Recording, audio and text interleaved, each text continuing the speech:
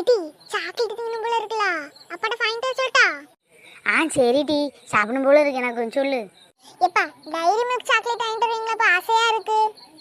இடி என்ன டேஸ்டா இருக்கு பத்தியா, நல்லா இருக்கு, சாப்பிட்டே ரொம்ப நாள் ஆச்சு.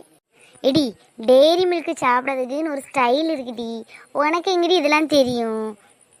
என்னடி ஸ்டைலு? சாப்பிடறதுல ஸ்டைல் கண்டுபிடிச்சிருக்கா, style.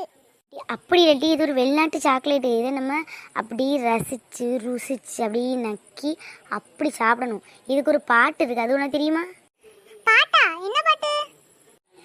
Kiss me, close your eyes. இட்டி ரெண்டு பேரும் சேர்ந்து படிப்போமா?